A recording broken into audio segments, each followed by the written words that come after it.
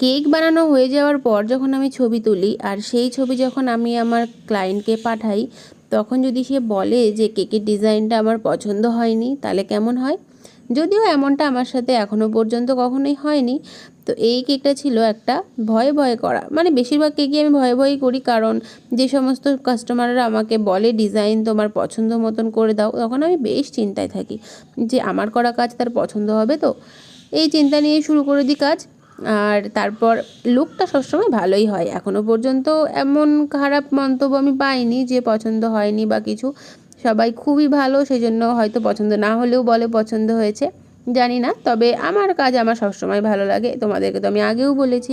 তো এই কেকটা ছিল একটা 1/2 পাউন্ডের মধ্যে, আর যেহেতু এটা একটা মেয়ে বাচ্চার জন্য নেওয়া, সেই জন্য আমি এটাকে পিঙ্ক আর অফ হোয়াইটের মধ্যেই রেখেছিলাম। তোমরা তো জানোই যে আমি একটু হালকা কালারই পছন্দ করি, সেই জন্য আমি হালকা কালারের মধ্যেই একটু গর্জিয়াস করার চেষ্টা করেছি। যেহেতু একটু বেশিই হালকা, সেহেতু একটু সবুজ সবুজ পাতাগুলো দিলে বেশ ভালো লাগবে, তাই আমি এখানে সেটাও করে নিয়েছি। আর দেখো, তোমাদের সাথে কথা বলতে বলতে তো ভিডিও প্রায় শেষের পথে চলেই এসছে, কেকের লুকও প্রায় কমপ্লিট হয়ে গেছে। তোমরা কিন্তু কেকের ফাইনাল লুকটা দেখে আমাকে অবশ্যই কমেন্টে জানাবে যে তোমাদের এই কেকটা কেমন লাগলো।